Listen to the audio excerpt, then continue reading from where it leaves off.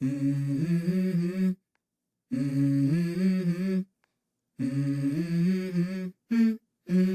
go. I wake up to a little bit of drool on my pillow, feel like it's gonna be a bad day. Yeah, I'm tired of shit, and the coffee ain't hit yet, damn, ain't that great. I don't wanna go to work, cause my boss is a jerk, and I'm not even that paid. I need a change in my life, cause I don't feel alive, and there's nothing that makes me happy. Hold my beer for a minute, I'm about to quit my job, cash in for a ticket. I'm going on a trip and I don't plan to visit. I'm gonna stay there till I feel like I'm winning, and this is just the beginning. I need a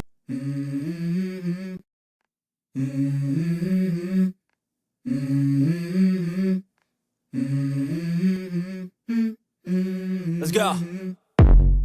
I wake up to a little bit of drool on my pillow, feel like it's gonna be a bad day. Yeah, I'm tired of shit, and the coffee ain't hit yet, damn, ain't that great. I don't wanna go to work, cause my boss is a jerk, and I'm not even that paid. I need a change in my life, cause I don't feel alive, and there's nothing that makes me happy. Hold my beer for a minute, I'm about to quit my job, cash in for a ticket. I'm going on a trip and I don't plan to visit. I'm gonna stay there till I feel like I'm winning, and this is just the beginning. I need a big change, help me feel like living. I need a big swing, home runs I'm hitting, and I'll never look back, moving on till I get it all. And we all got dreams, we all want things, but what you gonna do for it? How you gonna move for it? What you gonna be? And do you believe you can do anything? But what you gonna do for it? How you gonna move for it? What you gonna be?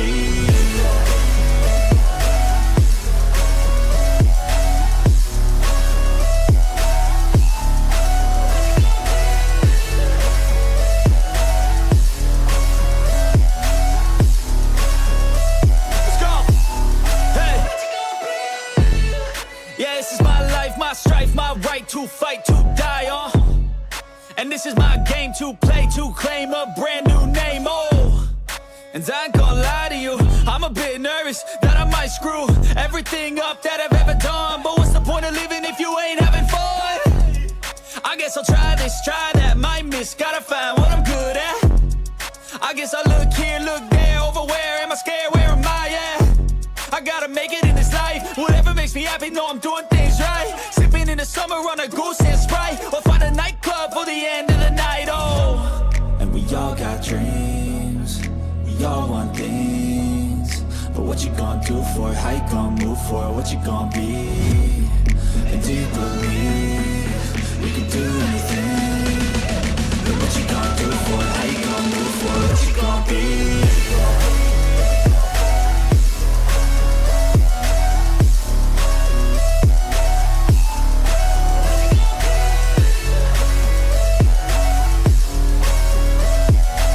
Chill.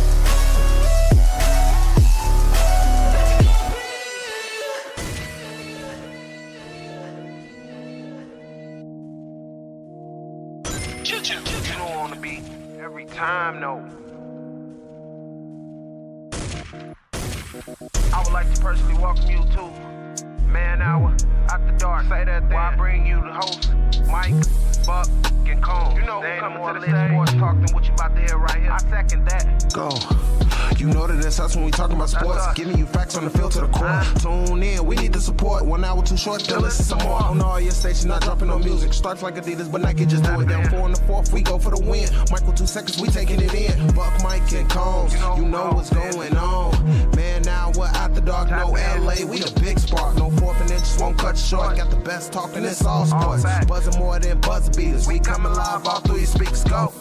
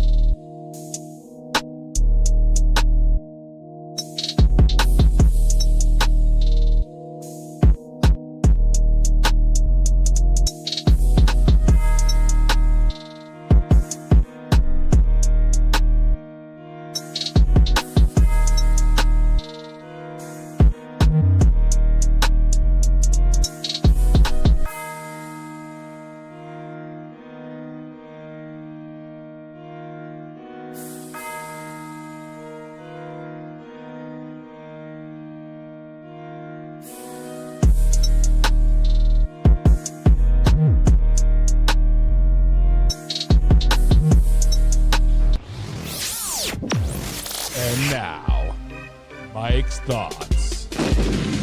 You know what makes football great? You want to know what makes football the greatest game in the world? It's not the lights. It's not about the fame. It's not even about the crowd noise. The truth is that any given Sunday, absolutely any team can win. It doesn't matter what Vegas says. It doesn't matter what the experts predict. It doesn't even matter who's supposed to be the favorite or the underdog, because once that whistle blows, all that matters is who wants it more. Every block, every tackle, every inch. It's what decides the game. Not the stats, not the starts, but the heart. And that's what football is built on. Heart. Because football doesn't care about your record. It doesn't care how many Pro Bowlers that you have. It doesn't even care that your other team has a so-called MVP. You line up, you look the man across the eyes, and you say, not today. That what makes it beautiful. The unknown, the chaos, the minute where impossible happens. A 2-10 team can beat a 10-2 powerhouse. A backup quarterback can carve up a defense like it's been untouchable. A rookie can make a play of his life and rewrite the story. Because on any given Sunday, the scoreboard resets to 0. Any given Sunday, all the headlights vanish. And on any given Sunday, it's up to you about what it counts, and that's right here, right now. So don't you ever think you're out of it. Don't you ever walk on the field like you don't belong. You belong because you fight. You belong because you believe, and believe because it is football. And football gives everyone a chance. Every snap is an opportunity. Every hit is a message. Every play is a statement that says we will not be counted out. So when you strap it up, walk out into that huddle, remember this. History doesn't matter today. Rankings don't matter today. Names on the jersey doesn't matter today. The only thing that matters is the will to win. The only thing that matters is that any given Sunday, when you believe, when you fight, when you play to the man next to you, anything is possible. Welcome to Monday Night Football, baby. Cue that intro. Are you ready for the best damn NFL show on the planet? Man Hour Nation. Rise up. Yeah, hey, let's go. Hitting that gridiron, we going hard, we running the plays. You know the vibe, only the strong survive. Gotta keep your head in the game. Talking NFL, uncut, straight raw. Steady bringing that sauce. We about to take off. Get it hype, this man, our sport talk. Yeah, from the quarterback to the lineman. Everybody bringing heat. You don't really want to try them. Hey, who gon' win? It's a battle of the giants. This show is the flyest. Nobody can deny it. This is Man Hour. Sport Talk. Man Hour. Sport Talk. What team you reppin'? We keep it interesting. Who caught another down? Who got that interception? This is Man Hour. Sport Talk. Man Hour. Sport Talk.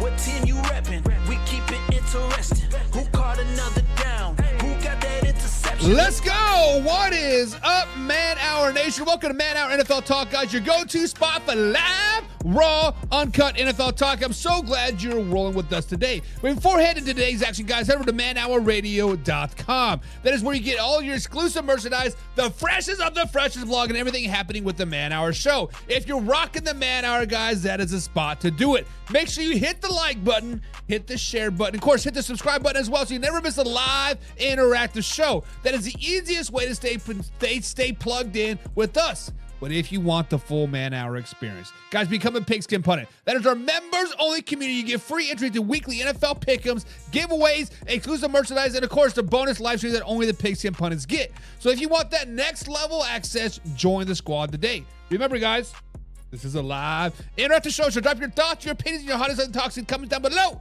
And I want to hear from you. I want to hear from you. I want to hear from you. However, guys, today, we are pre-recorded. Today we are pre-recorded because the Kansas City Chiefs are taking on the Jacksonville Jaguars. But that does not mean that we're not live. That does not mean that we are raw. And that does not mean that we are uncut, because we are live, raw, and uncut, baby. So, guys, I will be reading the comments along with you and watch the live show along with you as well. So be sure to interact, because I will be interacting with you guys as well. But, guys, we have to start off with the top of today's show, and we have to talk about the one and only Philadelphia Eagles. Guys, the Philadelphia Eagles once again proved exactly what I've been saying about them all season long. Philadelphia Eagles proved that they are a flawed football team pretending to be elite. This game was supposed to silence up everyone. This team was supposed to go out there and destroy the Denver Broncos. Matter of fact, they were up 14 points against the Denver Broncos. The defending champions had a chance to show that last year's collapse was just a fluke. But slow it down, baby. Saquon Barkley finally broke free, right? 47-yard touchdown catch, reels in a big play of the season. The Eagles had all the momentum. Nick Sirianni had a chance to put away the Broncos, and like clockwork, they folded like a $2 whore.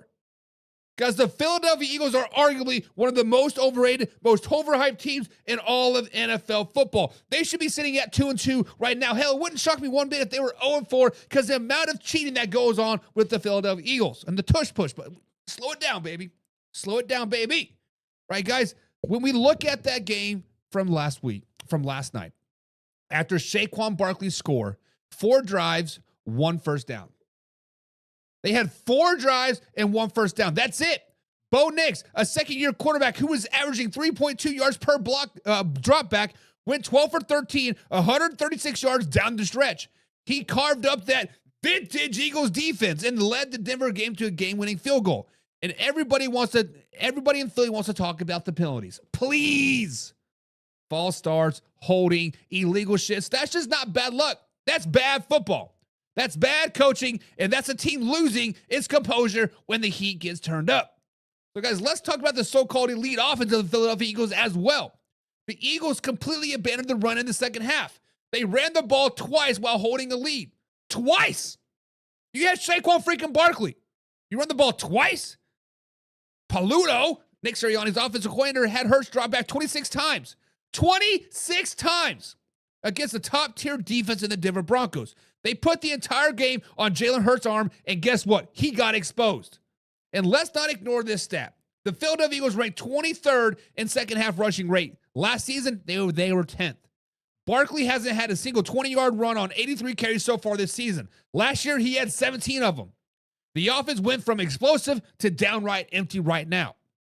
And what about the old Jalen Hurts design runs? Gone. Completely gone. Completely stripped out. You take away one of the most dangerous parts of his game because you want to keep him healthy? Well, congratulations. You're keeping Jalen Hurts healthy, and you killed the offense while at it. This is the most experienced offense in NFL history. 10 returning starters, a quarterback who got paid, a running back who's supposed to be on the final piece of the puzzle, and right now, they look like a team without an identity. You can blame the refs. You can blame the flags. You can blame the timing. But at the end of the day, the Eagles are soft when it matters. They can't close out complete games. They can't put teams away, and they cannot finish. That's not championship football right now. That's a 4-1 team skating on thin ice. Guys, I told you this before the season started. This team is not built like the 2024 version of the Philadelphia Eagles that bulldozed everyone. This is a fragile team. This is an emotional team, mentally and physically. They got stars complaining about touches, a play caller afraid to run the ball, and a quarterback who looks lost against zone defenses. Hurts is 9 for 15 with 2 touchdowns versus man. But against zone, 4 for 23, 6 tacks. The blueprint is out. Teams are adjusting, and the Eagles are not. You cannot call yourself elite when you can't close games versus the Denver Broncos. You cannot call yourself a contender when you're sloppy, this undisciplined, and this predictable. Guys, the record of the Philadelphia Eagles is sitting at 4-1 right now.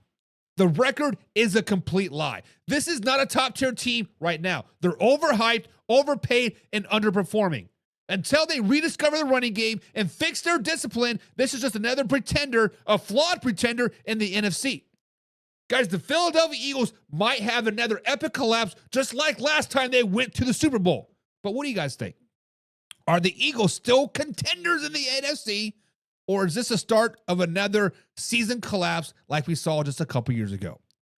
Guys, subscribe, hit the like button. Remember, we're live Monday through Thursday at 9 p.m. East Coast time right here at youtube.com/MedHour. Now, this is a live interactive show, so comment down below. I'm not going to discuss your comments today because it's not live. It's pre-recorded. My bad. But you guys know we'll be back tomorrow, Tuesday, live, raw, and uncut, because that's what we do, baby. But when we talk about the Philadelphia Eagles, man, it's time that we have real conversation about what's going on in Philly. I've been dogging the Philadelphia Eagles for the last couple weeks. I've seen the cracks. I've seen it. I call it out, and people are mad about it. because this is what we're seeing right now. This is not the Eagles football that we know last season. They had 45 pass attempts last night, 11 total rushes. 45 passes, 11 rushes. 6 carries by Saquon Barkley, your MVP running back, and he finishes with 30 yards? That's it? Guys, you tell me, does that sound like Philadelphia Eagles football right there? Does that sound like a team that used to beat you down in the trenches, control the clock, and dominate the fourth quarter with no run game? Nah, guys, the Philadelphia Eagles have completely lost their identity. The Philadelphia Eagles are a complete sinking ship. The Philadelphia Eagles are treading water, and they have one leg. Let's go back to Sunday. The Philadelphia Eagles had the Broncos beat. They were up 2 touchdowns. 2 touchdowns. Saquon Barkley just ripped off a 47-yard touchdown catch, finally showing a glimpse of that explosive playmaker ability that they brought him to be. Everything was clicking. But instead of pounding the rock to chew the clock or breaking down the Denver Broncos' will, they got cute. They started throwing the ball all over the place. 45 times to be exact. Nick Sirianni's and offensive coordinator Kevin Pilado completely abandoned what makes the Philadelphia Eagles great. The Eagles aren't built to win through the air 45 times a game. That's not Jalen Hurts' game. That's not Saquon Barkley's game. Matter of fact, that's not Eagles football that we know and love right now. This is a team that led the NFL in second half rushing success last season. Top 10 in every major run game metric. Now they're sitting at 23rd.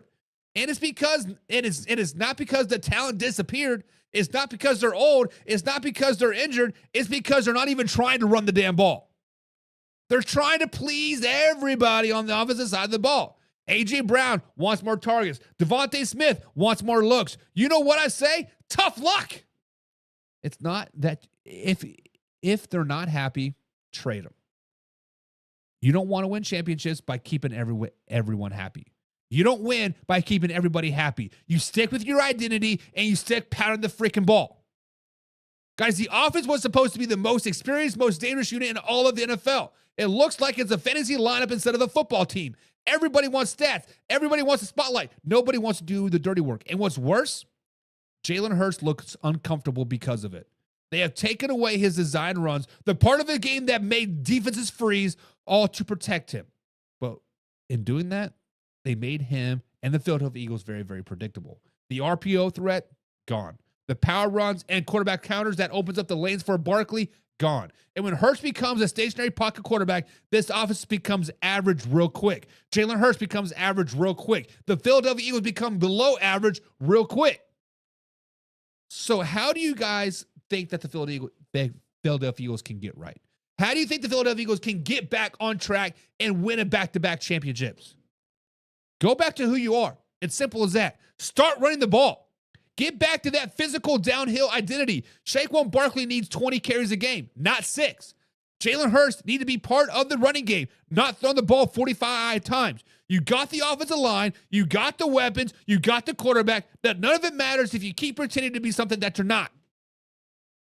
An offensive coordinator, stop trying to be a therapist in the wide receiver room. Stop calling plays to make everybody happy. Call plays that win football games. The fans don't care who gets the ball. They care about wins. The 2024 Philadelphia Eagles were bullies. They broke your will by the fourth quarter. The 2025 Philadelphia Eagles, they look like a finesse team trying to win a track meet. That's not Philly football. That's a disaster waiting to happen. That is an epic collapse waiting to happen.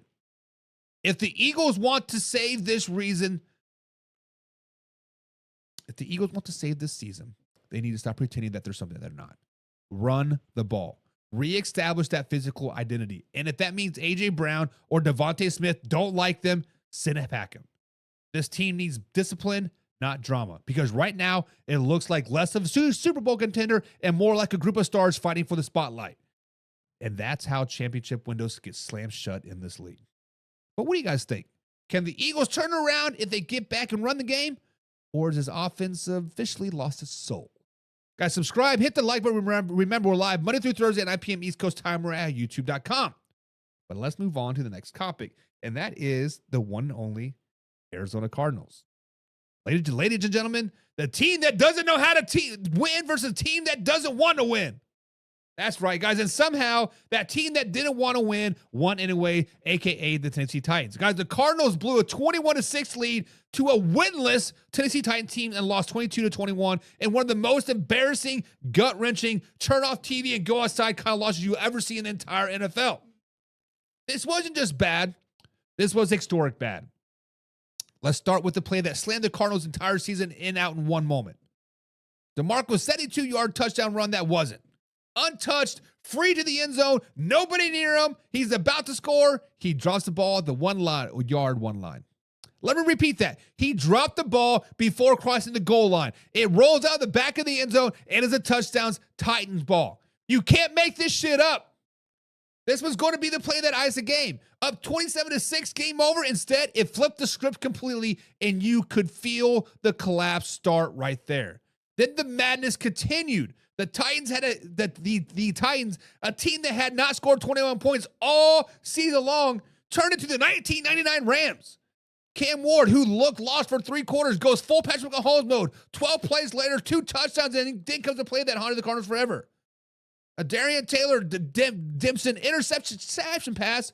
All that is to go down, but no, he fumbles it. The ball bounces forward, kicks in, and somehow Tyler Lockett, who just joined the Titans for depth this offseason, falls on it for a touchdown. 21-6 turns into 21-19 just like that. You can feel it. Everybody watching, everybody knew what was happening next. And sure enough, the Cardinals went 3 and out again. The Titans get the ball again, drive back down the field again, and hit a deep shot to Calvin Ridley to win the game on a Joey Slice chip shot field goal. The Cardinals lose again. Guys, let's just be honest here. This isn't just a bad day. This is a pattern. This is a team that somehow has blown winnable games 3 times this season. Against the 49ers, they were 1 completion away from victory formation, lost. Against the Seahawks, they fought back late and lost. And now against the Tennessee Titans, the worst team in football, they completely collapsed. This isn't bad luck anymore. This is a cultural problem. The Cardinals don't know how to close out games. They play not to lose instead of playing to win. They fall asleep on offense, lose discipline on defense, and when pressure hits, they fold like a $2 whore. You can't be a playoff team or even a 500 team if you can't finish, period. Guys, let's look at Kyler Murray. Early on, he was solid. 3 touchdowns in the first half. Then, the offense flatlined. The Cardinals had 27 total yards in the second quarter. They couldn't even get a first down when it mattered. And outside that, DeMarco run, which didn't even count, they had 28 total yards the entire second half. That's embarrassing. And I'll tell you what's even worse. Marvin Harrison Jr. had 4 catches for 70 yards in the first half and 1 target the rest of the game. 1. How do you have the best young receiver in the league and forget he exists after halftime? That's coaching malpractice. And then let's talk about Drew. Offensive coordinator. The Cardinals were once a top 10 rushing team. In 2023 and 2024, they bullied teams with heavy sets, tight ends, and physicality. This year, they completely abandoned it. Yes, I know injuries, whatever, yada, yada, yada. But run the damn ball.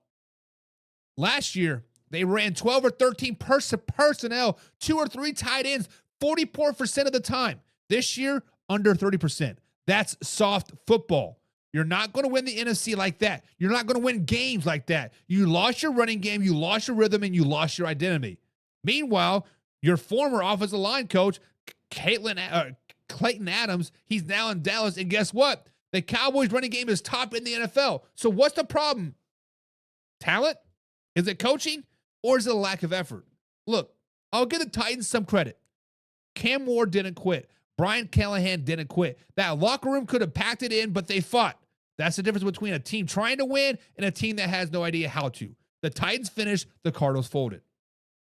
Guys, the Arizona Cardinals will never be a playoff team or even a winning team until they learn how to close out games. You can't keep losing to bad teams and pretending it's just bad luck. This is who they are until they prove otherwise. Kyler Murray can't do it alone.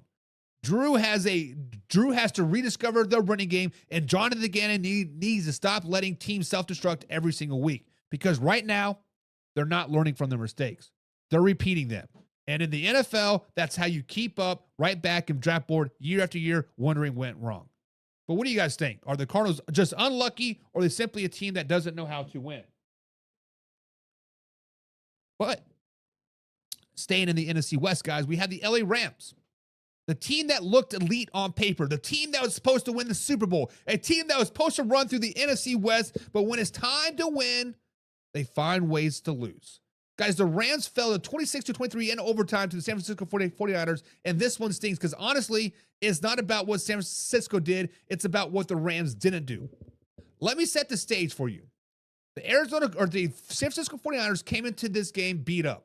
No Debo, no George Kittle, no Ricky Pearsall, no Juan Jennings. Their top 4 receivers were all out. Mac Jones, backup quarterback, was joined the practice squad guys and street free agents. On paper, this should have been a Rams easy win, especially on Thursday Night Football.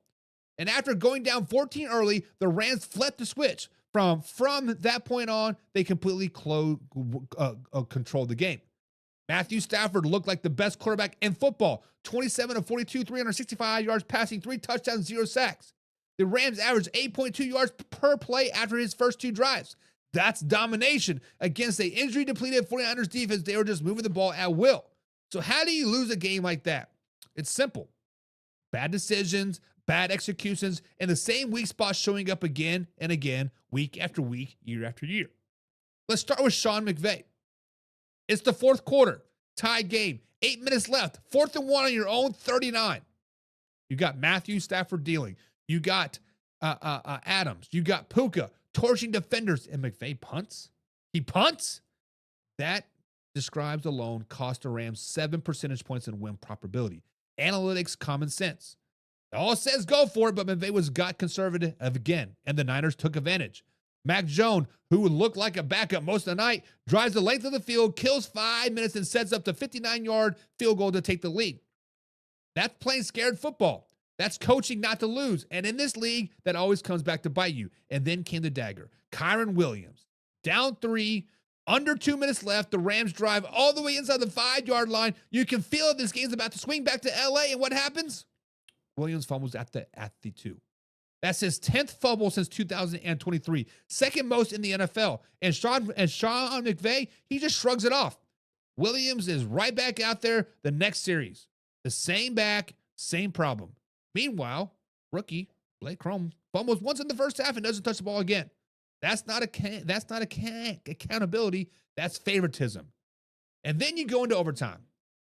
4th and 1 from the 11. Sean McVay goes for it, and I actually like the call, but the play call was terrible. They run duo right into the heart of the 49ers defense behind a backup right tackle, predictable, no motion, no creativity, no trust in your quarterback. Matthew Stafford was cooking, and you take the ball out of his hands in overtime with the game on the line. Come on, Sean.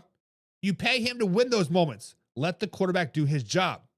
But let's not act like it's just one call.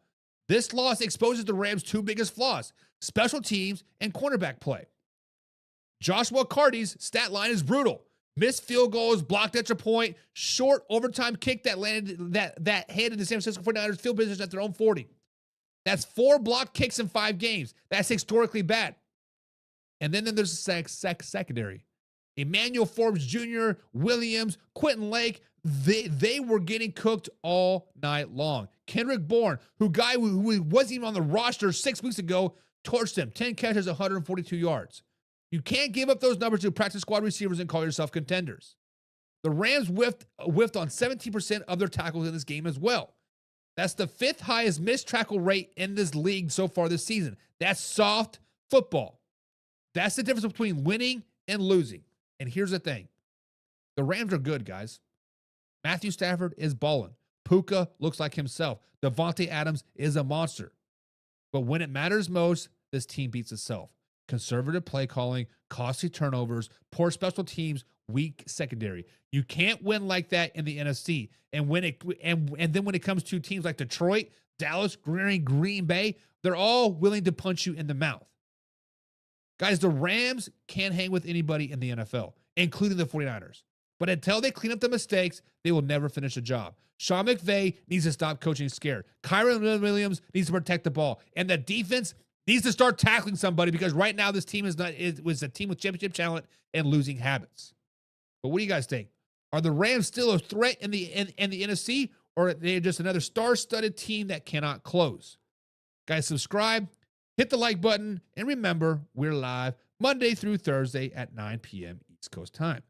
But now it's time for the thing called Buy or Sell.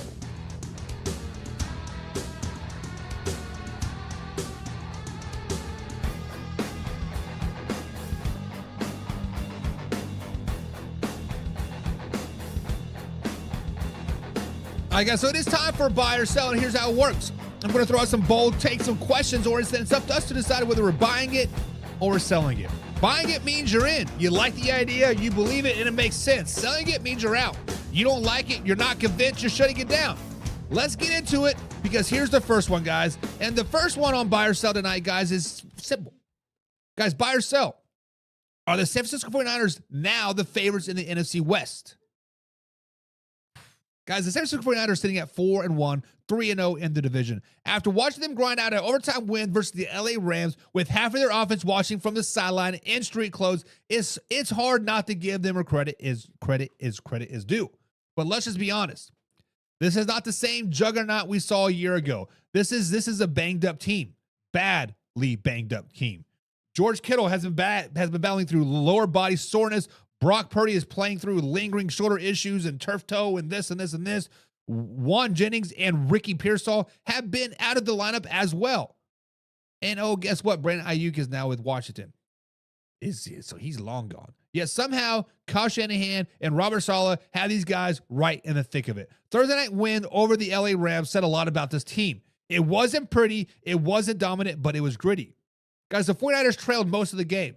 They were outgained. Their offense looked sluggish, but when it mattered, they executed, they fought, they played with heart. They never gave up. Linebacker Fred Warner said it best after the game. A game like Thursday speaks to the coaching staff completely. You are wounded, you are down a bunch of guys, and you get players prepared enough out there to compete at that level. That's special. And guys, Fred Warner is absolutely right. What Kyle Shanahan and Robert Saleh are doing right now is nothing short of masterclass coaching. They're getting production from guys most teams wouldn't even be active on game day. Case in point, Kendrick Bourne. This dude was cut by the Patriots back in August. He shows up in San Francisco, and suddenly he's Mac Jones' top target for the night. 10 catches, 142 yards, a career high. That's what separates good teams from great ones, depth and development. When your stats are out, or when your stars are out, your system steps in. Now, here's the key question, guys. How good can these 49ers actually be? The truth is, this team might never fully be healthy in 2025. This is the reality. But even at 80%, they're still a dangerous team. Their young defensive cores like Drake Johnson, Brown, Jalen McCullen are starting to take huge steps forward. This defense front is creating pressure again, and the secondary looks tighter every week. This isn't about flashy 49ers team a couple years ago. It's grittier, nastier version that can win ugly. And that might even be scarier than come to December. Now let's talk the NFC West. The Seahawks, to be honest, guys, they are inconsistent. The Rams can't finish, and the Cardinals, well, they're allergic to winning. The Niners, they're the only team in that division that knows how to win the hard way. They're 4-1 overall, 3-0 in the division. That marks a battle-tested group. They're not blowing teams out anymore, but they're surviving the injuries. They're adjusting weekly, and they're finding new heroes each and every game. Guys, I am buying the San Francisco 49ers now as the NFC West favorites. Not because they're the most talented team right now, because they're not. Because they're the most resilient team. They've already beaten the Rams, Cardinals, and Seahawks. They've done it while missing half of their starters, and they're still finding ways to find ways to win in the fourth quarter.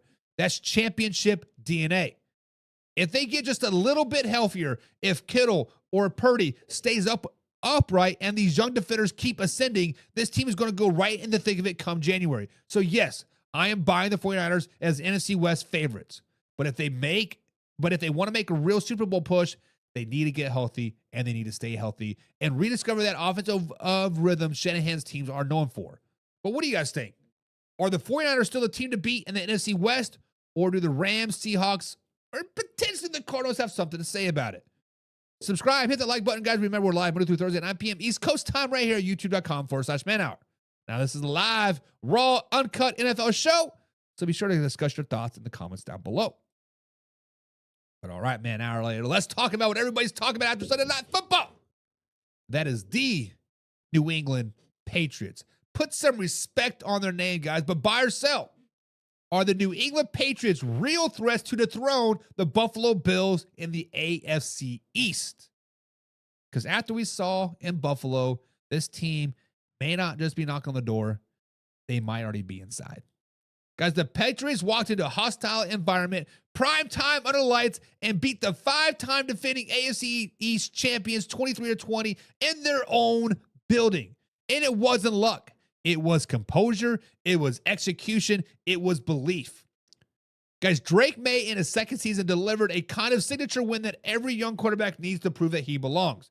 He finished 22 for 30, 273 yards, and led a game-winning drive that will be on the replayed for weeks to come.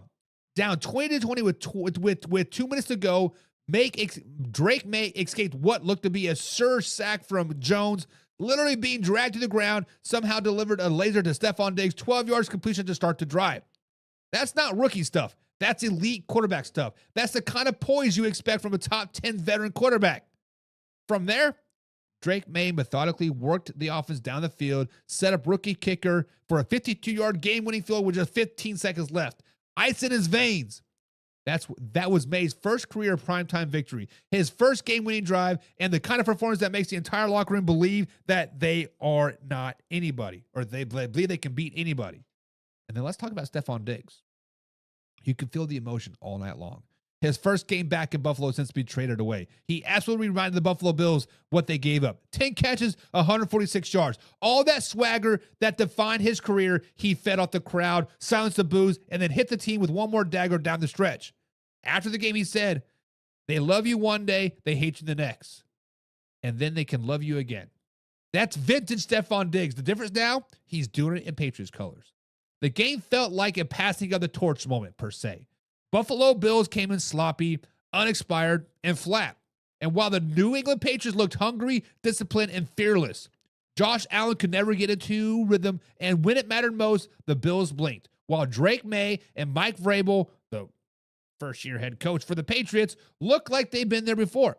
Vrabel's leadership has completely changed his team identity. They're no longer playing scared. They're playing with a purpose. Now, look, I get it. The Patriots are not perfect. They lost their running back and Antonio Gibson to an ACL tear, and the depth in the backfield is not great behind Stevenson. They're still young, they're still learning, and they're still finding consistency. But this team had something Buffalo seems to be losing: the hunger to prove people wrong. Drake May's growth from year one to from year two has been massive. He's calmer in the pocket, sees the field better, building real chemistry with his receiver. Having a veteran like Stephon Diggs to guide you has been huge. And just like when Diggs helped Josh Allen early in his career, you can see it. May trust him completely, and that connection has become the heartbeat of the offense. Now, let's not bury the Buffalo Bills just yet. Let's not forget that the Buffalo Bills are still a pretty good damn football team. They are 4-1. They're still loaded and still capable of catching fire again. But for the first time in years, there's a real challenger in the AFC West. Buffalo looked like the old New England, experienced but complacent. The Patriots looked like the new version, young, fearless, and ready to punch back.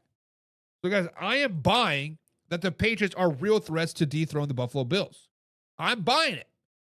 This wasn't a fluke. This was a statement. The Patriots have a quarterback right now. Drake May is the man, the myth, the legend. They got a coach, Mike Vrabel, which is the man, the myth, the legend. And they got wide receiver Stephon Diggs, who's playing with a chip on his shoulder the size of Gillette Stadium. If the Buffalo Bills keep playing sloppy, if that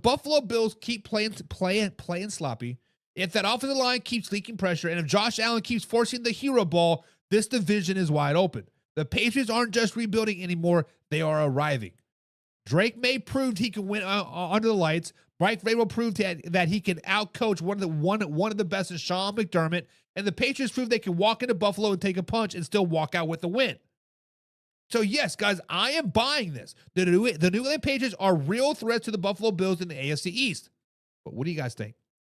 Are the Patriots for real or just a 1 week miracle? All right, man, our nation, it's time for the last segment of Buy or Sell. And this one is going to go up to Indianapolis. Today's final question, guys, is buy or sell. Should rookie tight end Tyler Warren win Rookie of the Year? Look, I know what you're thinking. A tight end? Rookie of the Year?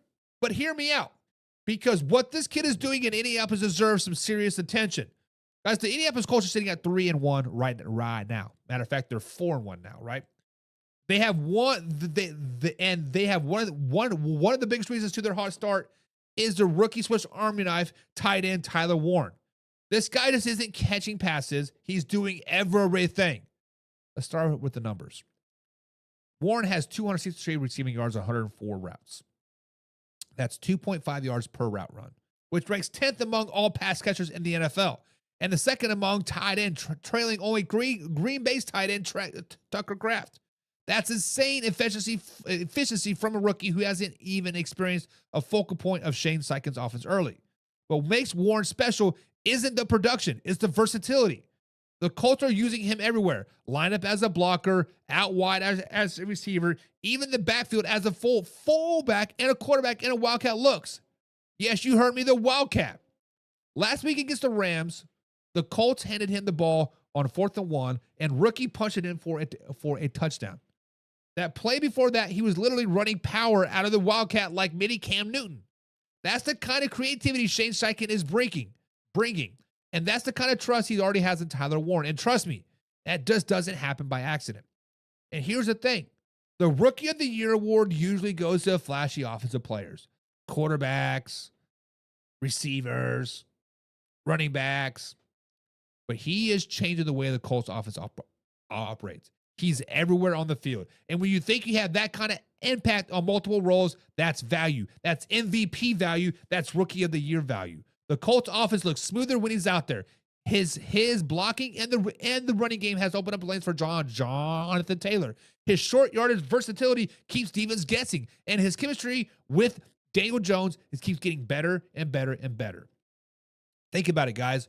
Warren has been targeted just enough to stay efficient. He's producing chunk plays down the seam.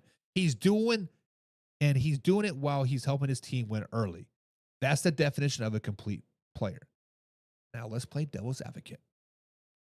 Do I think that he's really actually going to win the Rookie of the Year? Probably not. That's not his fault. That's the award for a quarterback and a wide receiver bias. Let's just be honest. If a rookie quarterback wins 9 or 10 games, or a wideout hits 1,000 yards, the voters start drooling. But should he be in the conversation? Absolutely. When you're putting up elite numbers, contributing as a blocker, and literally playing 3 different positions on offense, that's just not good for a rookie. That's game-changing. So here's my take. I am buying the hype. Tyler Warren should be in the Rookie of the Year conversation. And if the Colts keep winning behind creative offense, voters will have to start paying attention. He's not the loudest name on the board, but he's the most complete rookie in the NFL right now. If he keeps producing like this, both as a pass catcher and as a weapon, don't be shocked if his name gets serious national buzz by midseason. But what do you think, Man Hour Nation? What do you think? Buy or sell? Should Tyler Warren win Rookie of the Year? Drop your thoughts, drop your comments, drop your opinions down below. Remember, guys, hit the subscribe button, hit the like button, and share it with a couple of friends as well, because we're live Monday through Thursday at 9 p.m. East Coast time. But now, time for a little thing we like to call Buy, Fact or Crap. Not bad.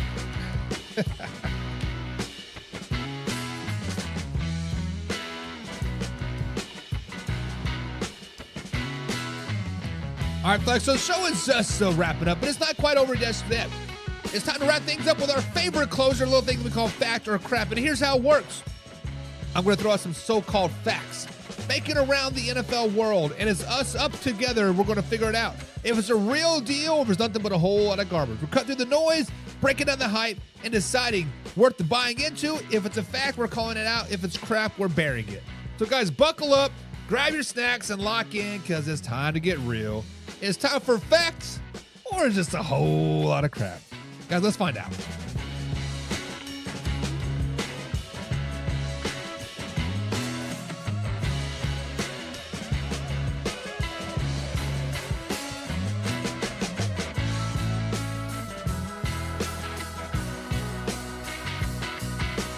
All righty, man, our nation. So it is time for Fact or Crap, and this one's going to get sting for the Ravens fans out there. Sorry, Ravens fans, but we got to talk about it. So, guys, Fact or Crap. The Baltimore Ravens need to fire and move on from John Harbaugh right now. Guys, let's be real. The Ravens aren't just losing football games right now. They are unraveling. And it's happening under the same coach who's been calling the shots for nearly 2 decades. Baltimore Ravens just got humiliated at home by the Houston Texans, 44-10. That's the worst defensive performance at M&T Bank Stadium in 18 years underneath Harbaugh. Let that sink in. The same franchise known for Ray Lewis, Ed Reed, and the defensive pride just gave up 5 touchdowns to a Texans team that hadn't even scored 7 total on the season before Sunday. This is rock bottom. Harbaugh came out after the game and said, "We're sticking with our defensive coordinator, Zach Orr." Sticking with them after giving up 177 points in 5 games, the most of Ravens history over a 5-game stretch. That's not loyalty. That's strictly just stubbornness at this point. This defense has completely lost its defense of identity. They can't tackle, they can't pressure, they can't stop anybody. Zach's Orr defense is ranked near the bottom in points allowed, third down, and red zone efficiently. Yet Harbaugh refuses to even consider a change.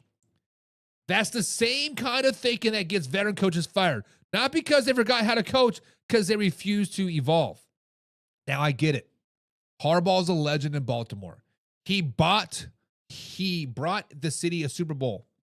He is one of the longest tenured coaches in the NFL. And here's one thing. The NFL is what have you done for me lately business. And lately, it's been a disaster. The Ravens are 1-4. The second time that has happened in franchise history. They've been blown out multiple times already. Their locker room is frustrated, and the excuses are piling up. Yeah, I get it. The injuries are real. Lamar Jackson is out with the hamstring. Kyle Hamilton, Marlon Humphrey, Ronnie Stanley, Raquan Smith, all Pro Bowlers, all sidelines. But as linebacker Kyle Van Noy said after the game, no excuses. The Niners have injuries too, and they get paid to play. Just play better. That's accountability.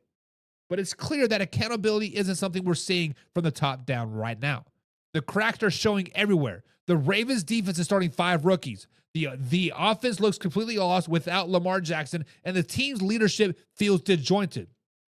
You can almost sense the frustration boiling over, not just from the players, but from the fans who have watched this team go from a playoff contender, a Super Bowl contender, to bottom feeder in the league in a span of over a month. And here's a stat that says it all. In the Super Bowl era, only 4% of teams that started 1-4 have gone to make the playoffs. 4%. That's not a slump. That's a death sentence for a reason. John Harbaugh said after the game, we need to stick together. We need to find ourselves. But let's just be honest. They are trying to find themselves for 3 years. Since Lamar's MVP season, this team has been searching for consistency, identity, and direction. And it keeps getting worse and worse and worse. Every time Lamar Jackson goes down, the entire franchise collapses. They have now lost 5 straight games without Lamar Jackson. That tells you everything you need to know. This team has no depth, no adaptability, and no plan B. And when your team falls apart every time your quarterback gets hurt, that's just not bad luck, it's bad leadership. Now, I'll give credit where credit is due. John Harbaugh has earned the right to finish out the season. He's respected, he's loyal, and his players will still fight for him. Derrick Henry, who's trying to keep the locker room positive, said it best. It's easy to be negative. Everybody can play the blame game, but we have got to look at ourselves and fix it to get better. That's the attitude you want from your veterans, but at some point, the accountability has to be extended to the coaching staff. You can't preach discipline while your defense is giving up 44 points at home. You cannot preach toughness while your offense quits in the second half. The Ravens aren't just losing game, they're losing their standard. So guys, is it fact or crap that the Ravens need to move on from John Harbaugh right now? Guys, I'm calling it fact. I'm calling it fact. It's not because John Harbaugh isn't a good coach. Just because sometimes even great coaches run out of answers. 18 seasons is a long time in one place. You can't keep recycling the same message when your team is not responding anymore. The Ravens need a new voice, a new direction, and a fresh start. The longer the wait, the further they will fall behind teams like the Kansas City Chiefs, the Houston Texans, the Buffalo Bills, hell, even the Pittsburgh Steelers, who are getting ready to embarrass them in a couple weeks. If Harbaugh cannot fix this before the bye week, then Baltimore needs to seriously start considering a rebuild, and it starts from the top down. But what do you guys think? Is it time for the Ravens to move on from John Harbaugh, or does he deserve another shot to turn it around? Drop your thoughts in the comments down below. Hit the like button, guys, and don't forget that we're live Monday through Thursday at 9 p.m. East Coast time right here at youtube.com. All right, Man Hour Nation, it's time for the second factor crap of the day, and this one is going to get spicy. Because we got a lot of Raiders fans that are pigskin pundits. We got a lot of Raiders fans that watch this show. We got a lot of Raiders faithful out there that love the Las Vegas Raiders. But guys, this one's simple. Fact or crap? The Las Vegas Raiders should fire Pete Carroll and cut Geno Smith right now. Let's talk about this. Because what's happening in Las Vegas right now isn't just disappointing. It's flat out embarrassing. The Raiders just didn't lose to the Colts. They got humiliated 40-6. Their fourth straight loss. Their worst defeat since the 48-9 beatdown in Kansas City back in 2021. And here's the crazy part.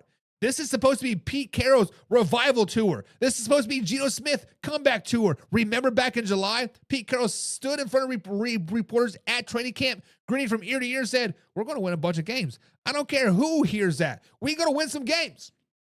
Well, Pete, we heard you. And now, 5 weeks into the season, the Raiders are sitting at 1-4. The worst start of your entire head coaching career.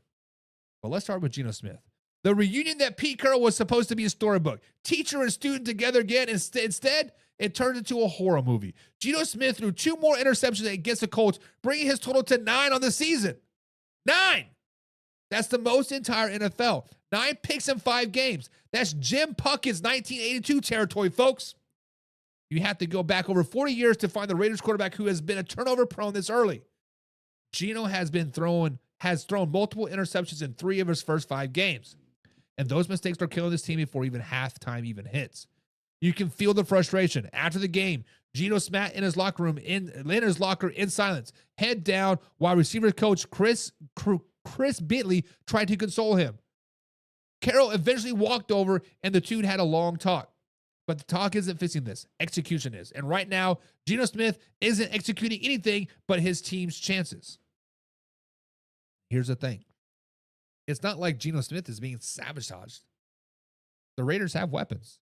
They drafted Ashton Gentry to revive the running game. Max Crosby's healthy and producing.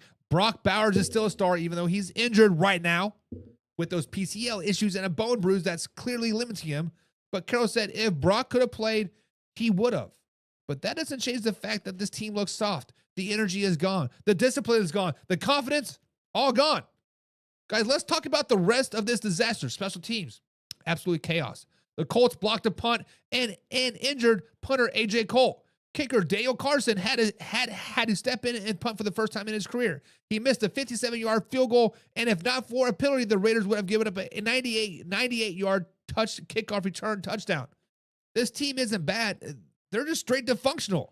The defense actually played decent against the run, holding the Colts to under 100 yards rushing. But that doesn't matter when you go 0 for 4 in the red zone and give up touchdowns on every Colts red zone trip.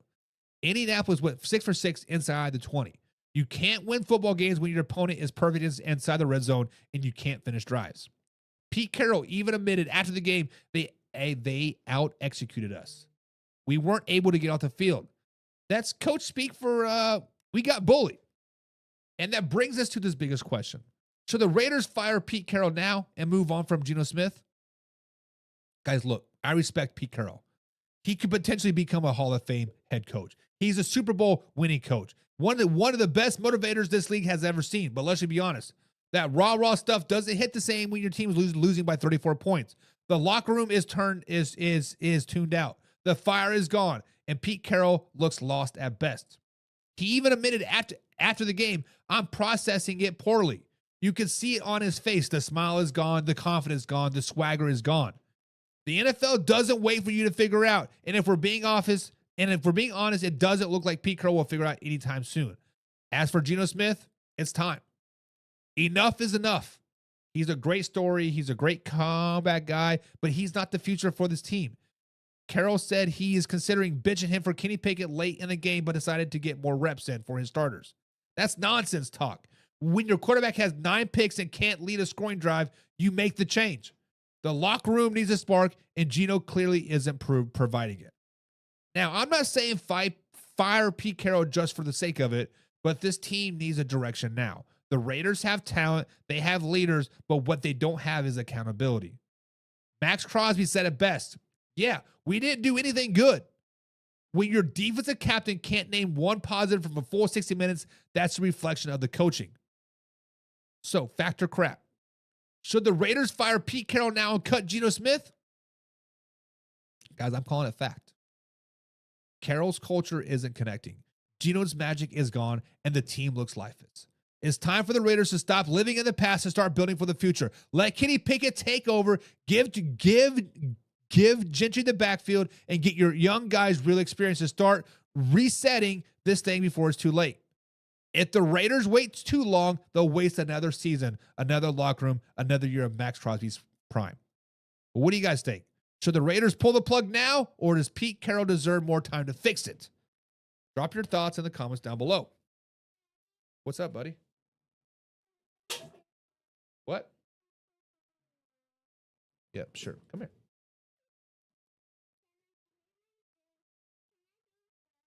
No, here. Let me do the last fact or crap, and then you push the buttons. Okay. Sound good? All right, let's go, man. All right, so guys, the final factor crap of the day. Man, our nation, it's time to round out factor crap. And today we're diving into the lightening up NFL circles everywhere. All right, guys, so factor crap. Should Dan Campbell win Coach of the Year?